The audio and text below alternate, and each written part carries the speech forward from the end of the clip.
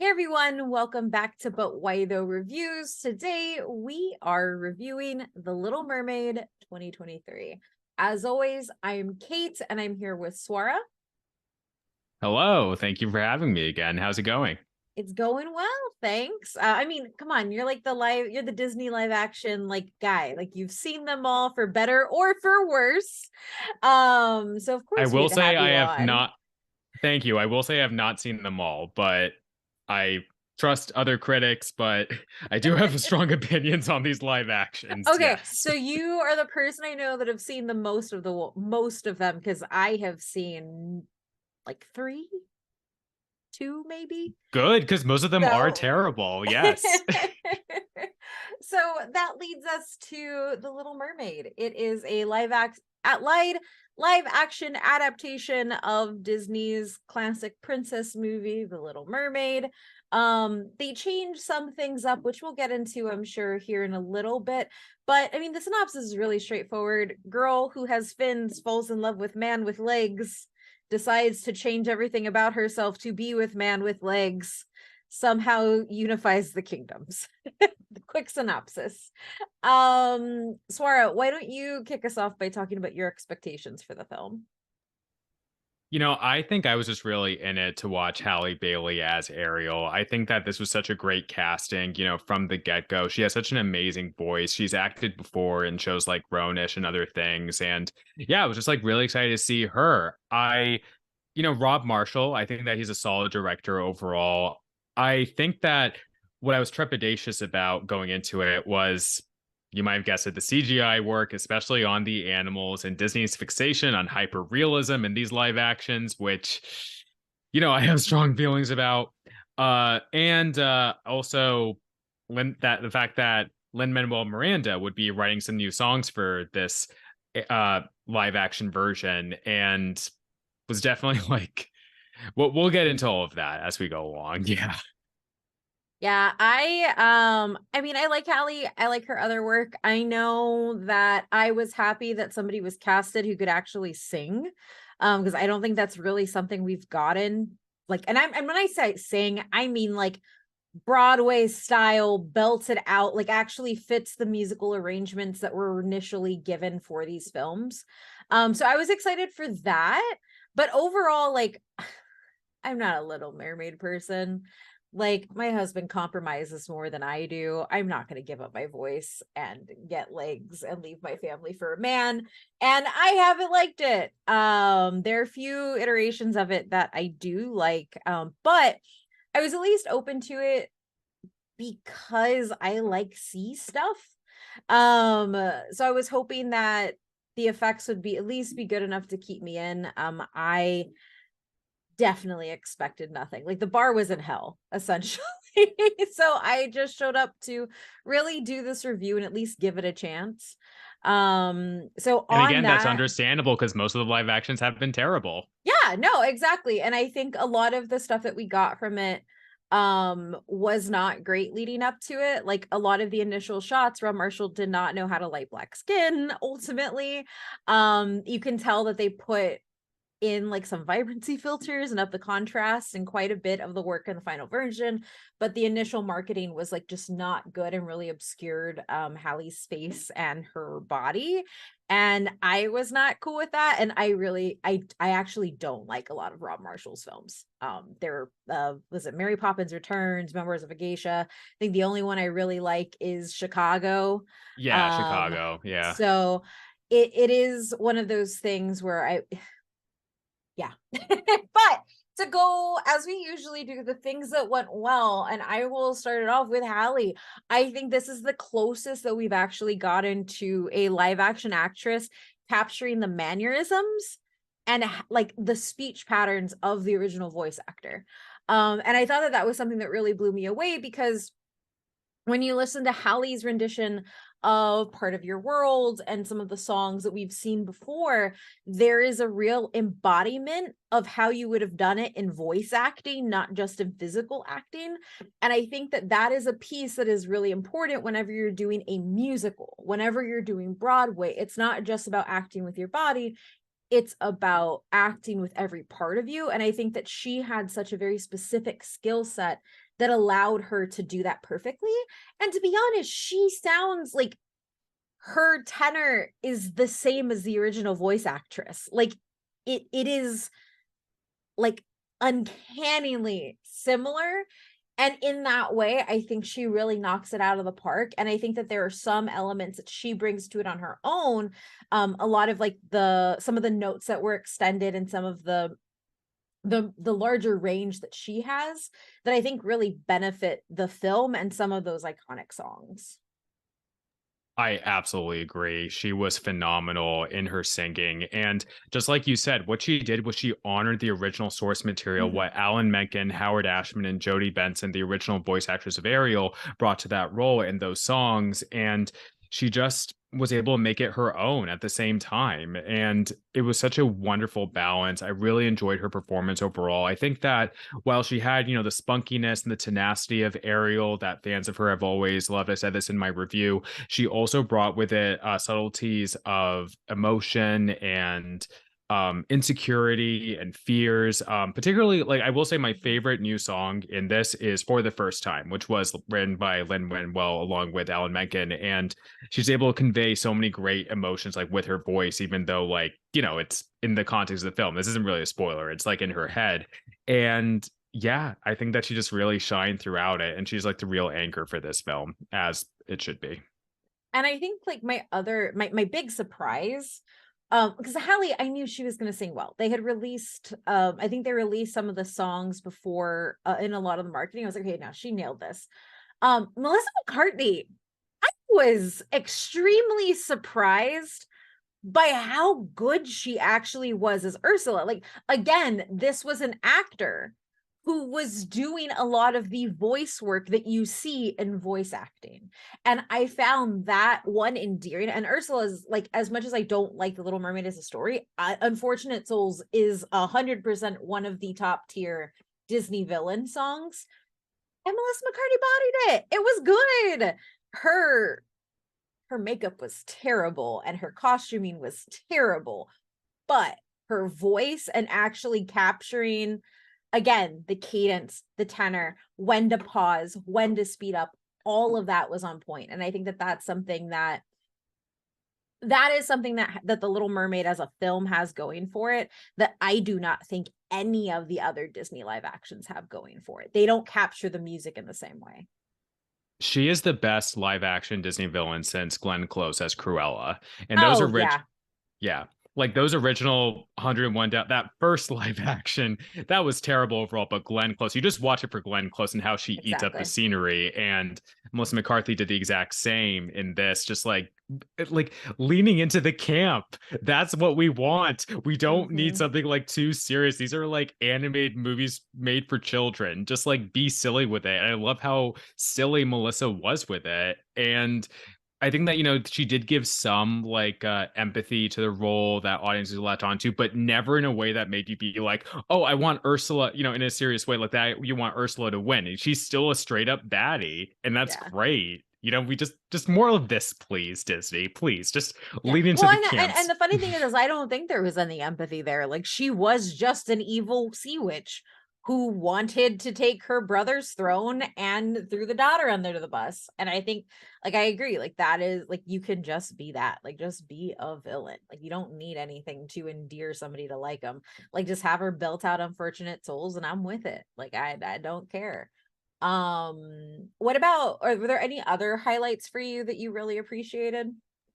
I thought Jonah Howard King as Eric was great. I think that what they did was they took this really bland role from the animated original and they add some more depth into it. Yeah. Maybe not all of it worked, but he is a great performer, actor, and singer. Like, even though his song, I was like, oh, is this really necessary? He like really delivered in that. So I think that what they did smartly with him was give like more meat to the role of Ariel's love interest so that they could sort of partner together really well in those scenes.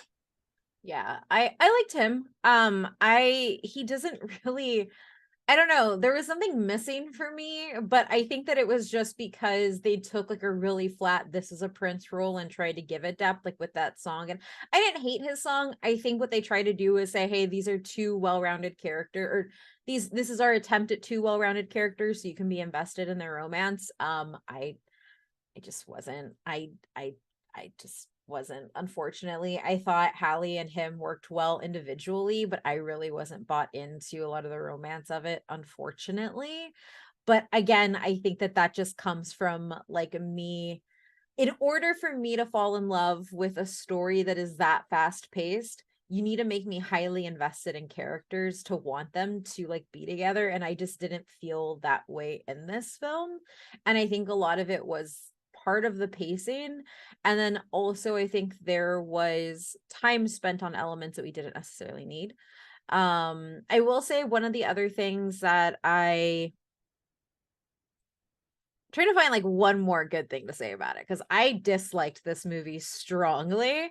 But I think one of the things that I did appreciate was some of the visual design of the mermaids. It's kind of a positive and a negative. Like I actually thought Ariel was the least like aesthetically like her top and her fin. Like she was the least busy, but it also made her kind of the least interesting visually because like her sisters had like extremely intricate tops and extremely intricate like fins and had iridescence on their skin. And that was really cool, especially in the water. And I think they let Hallie down by not bringing some of that iridescence into Ariel's skin, by not bringing some of those more I don't want to say eccentric, but some of those louder elements. And I know they were doing it to keep with the original way that Ariel looked, but it's kind of like if you're gonna up all of the other mermaids, you should probably also do that with your main mermaid. So it's kind of disservice, but also something I did like of seeing the mer people in general. They all looked really pretty. So Yeah, I suppose like on some of those particular mer people, the one who had, is a main character, I will say Javier Bardem as King Triton did not do it for me. He was no. so flat throughout, and I just This like, is a there was, paycheck for him. Like that's what it came off yeah, as. yeah. I just like, he looked the part. I think occasionally when he was acting against Hallie, there might have been a hint of something there, but overall, he just wasn't giving anything to it. Mhm. And that was like really disappointing, especially when you compare it to the original animation and King Triton as voiced by Kenneth oh, I forgot his last name, but wonderful voice actor, may rest in peace. Like he had a lot of range in that film. Like he was Yeah. compelling to watch, but Javier Bardem just wasn't, It's unfortunately. almost like he didn't throw himself into being that character in the way that made Ursula and Ariel work. Like those two characters worked on screen because Hallie and Melissa cared about being that character and kind of didn't let anything keep them away from just going for it. And I agree. Like I think Javier Bardem is like easily one of the like the weakest links. I would like to know if there are no Caribbean or Jamaican voice actors that they could have gotten to do Sebastian is something I would also like to know. I didn't think David Diggs got it because Diggs. he's Lin-Manuel Miranda's friend. Yeah, Let's be real. I didn't like it. It's yet another bad accent. And there are multiple in this film. And I can't take Aquafina, man. I can't. She's annoying. She's unbearably annoying consistently. And maybe one day she'll drop the black scent again and give us a performance like she did in the farewell. Or she'll keep it and keep doing it. And then Lin Manuel Miranda will give her a rap song. And yeah. Yeah, like that was the worst one by far. So they took like literally just from the animation. Again, not spoiler because the soundtrack is out. They took Scuttle, coming to tell Ariel, like, oh, the prince is engaged, like literally just that 1 to 2 lines, and they turned it into a whole rap song called Scuttlebutt, and it is just it's terrible. It's just like, why did Yeah. we need this? Also, Like a it just scuttlebutt is an argument. Like that, there is a word, like that is a word, and right. it means an argument. Right. Like, what are we doing here? And I'm just gonna say, I think like the parts that didn't work for me with this film, for the most part, had to do with Lynn's contributions. I'm Mhm. just like, he's talented overall, but like Disney keeps involving him in almost everything new they're doing. And I understand, like, he's no Alan Menken. I'm sorry. Yeah. Alan Menken has a lot He of doesn't range. have range. He doesn't have Yeah. range. Yeah. He doesn't. He Yeah. goes to the same chord structure, the same like beats. It is like you can take the music and take it from all of his films and then put on another lyric and it is the same. It's frustrating. It's extremely frustrating. Um yeah. His were definitely like when unfortunately, when they stuck to the original stuff, it was good. Like when they actually did the songs from the original, it was good. When they gave us scenes from the original, it was good. And I think that that's where like I like live action should be inventive and be their own thing.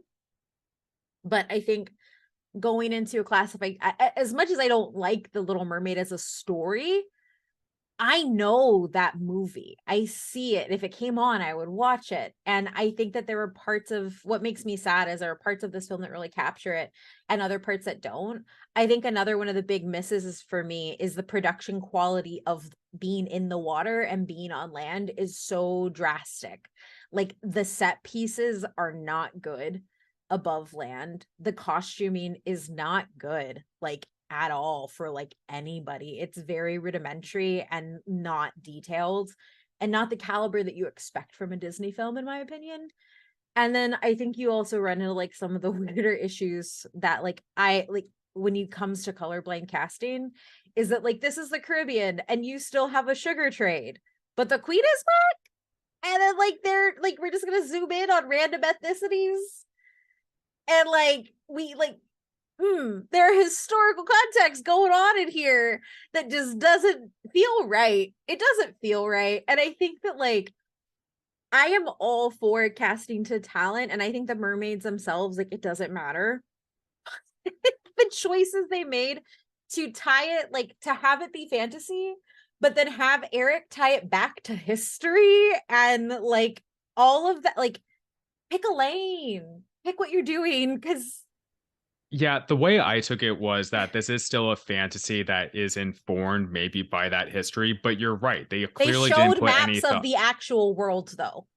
Oh, Like that is true. I they forgot show that. he literally names countries. He Right. names things that they have been trading. Like Right. Okay, I forgot that part. Thank you for reminding it's me. a big part of like their like romance is Yeah. him showing her and this Yeah. is where Spain is and this is Yeah. Brazil. Like yeah. Yeah. They clearly did not put thought into that of they're trying to be wishy-washy with it in an almost sort of, I'll just say Bridgerton-esque way. Yeah. But I think even Bridgerton put more thought into it. It feels like check So boxes. Like for me, I think checkboxing, yeah, like it yeah. is, hey, we need to have an Asian in the film. Let's make sure the camera pans by one in the background of this island setting.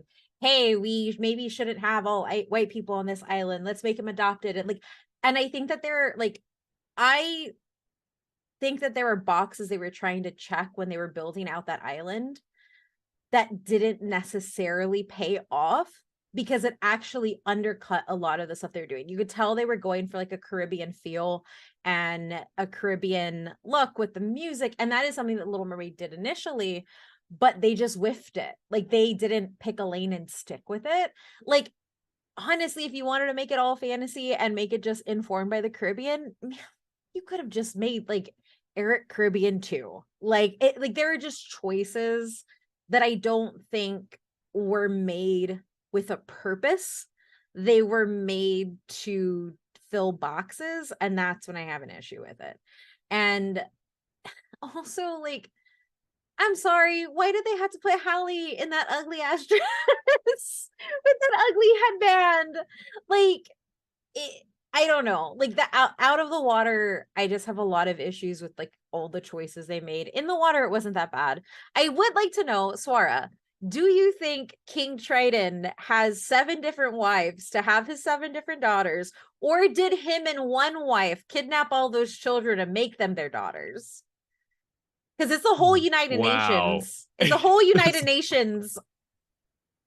I think I think it was just like meant to be colorblind casting that it is the same vein as like the 1997 Cinderella, where you don't question why this black queen and this white king Yes. have a Filipino son. But You that just one roll was with it. good.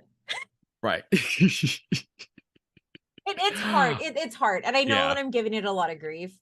It's just it's one of those things where like I think I understand. I think it what hurt what sucks for me is that Hallie has had to deal with a lot of racism and harassment just for taking the role as Ariel. And so for you to kind of undercut her casting, like why did you have to choose a white Spaniard to be her dad? Like were no black actors available to being King Triton? Like you have Especially already considering that in the Little Mermaid musical, like he was originated by a black man, like in the yeah, stage version. Yeah. yeah.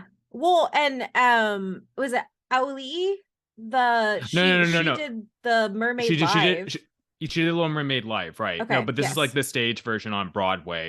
Yeah, Oh, okay, yeah. yeah, So yeah, so like it is one of those things like you have already made the decision that made the people who are going to be mad at you be mad at you. You are making the choice to cast these role any way you want. Lean into it. Go all the way. Make it make sense within the world that you have created because the people who are pissed off are not going to show up to watch it anyway. You don't need to softball colorblind casting. You can just cast to color and make these characters like who you are casting. And I think that that is something that Disney consistently fails at. hundred And percent. it opens the door for more criticism because they're not actually trying to do something with the changes that they're making. They don't Um, stick to it. They keep trying to play both audiences as much as they can. They keep yes. trying to like win the racist back. No, just be like, fuck the Just do racist. Just it. like stick Just to do what it. you're doing. Like the kids are gonna watch it anyway. They're not really thinking about this. Yeah. Just yeah, I absolutely agree with you. They need to like have more deliberate thought into it and the world that they were creating. I think for me, this film still worked because of the performances of the leads and the chemistry that I saw that they had. And yeah, I still like really enjoyed it overall. I thought it was charming. I guess in a way, I gave it an 8 out of 10 on my review. It's just that Mhm. the strong parts of it worked for me. And I Yeah. felt like, again, even with these critiques that we do have, still felt like it worked overall. Yeah. One of the better live actions for sure. I think as well, I want to go back to Hallie as Ariel for a second, is that what really did for me, like with the film, is that they made these tweaks in her storyline that I think for me worked and allowed Ariel to have even more tenacity and courage Mhm. in her actions and deliberations in a way that I felt other live actions have sort of failed at with their Yeah. princesses. I will say, like the 2015 Cinderella, great, one of the better live actions, but I really hated in the conclusion of that, it's been several years now, that they had Cinderella just be passive, like Yeah. actively passive, when in the original animation, no, she was fighting for her freedom, like from that tower. Yeah. And but no, with Ariel, they do a lot more in a way that I think I agree triumphed there. over that. Yeah. Yeah. No, I But agree I there. do, yeah, but I do agree, like more deliberate thought should have been put into the rest of the Yeah. movie to make it as great as it could be. Because like Little Mermaid, like the Mermaid and the Little Mermaid and Ursula are really good. And I think as we move into saying if people should watch it, I think that if you are a fan of the original Little Mermaid film and the songs in it, I think you should watch this because you'll hit it. Like I purposely did not get up to use the restroom until Unfortunate Souls finished. And I was so glad that I didn't miss it because it's really good. And Hallie is really damn good, like vocally. And I don't just mean like when she's singing, like I mean when she is just talking. Like she hits the mannerisms of the Ariel in the animated film so dang well. Like you're not gonna find somebody embodying characters better than Melissa and her. Like that is just fact. It's just everything else that didn't work for me. And I think for me, like it's a 5 and it's a 5 because of Melissa and Hallie.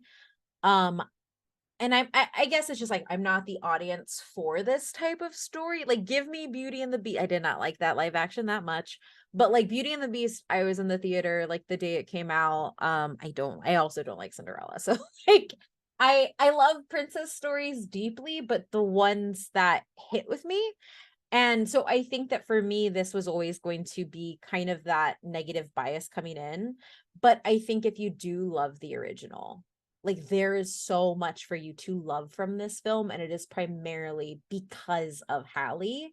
Actually, I would say her primarily, Melissa second, but like Hallie brings everything to this. And I think that if you're a little girl watching it now, like that's all you need. Like you don't really need the other stuff. And I think that it's enough to kind of gloss over, kind of like you said.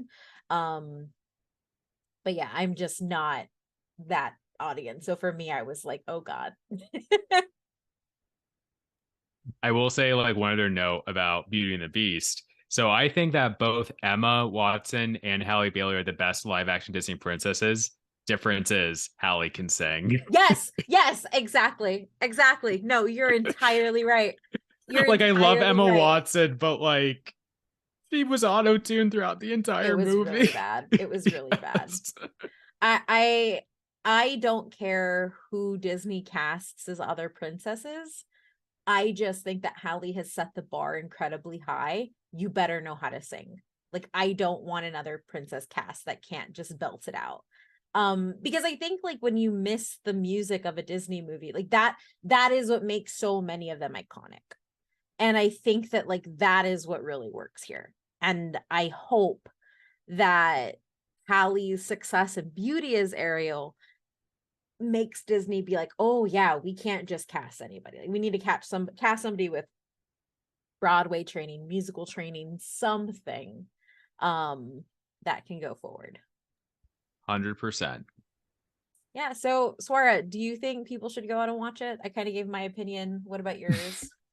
I think people should absolutely go see this movie just for how, like we said, for Halle Bailey and Melissa McCarthy alone. They just have such great performances. They eat up the scenery so well. And I also got to say, I didn't say this before, I really love the under the sea sequence. I know there have been like, Yeah. like a little shoddy CGI here and there, but I thought it was a beautiful display of ocean life.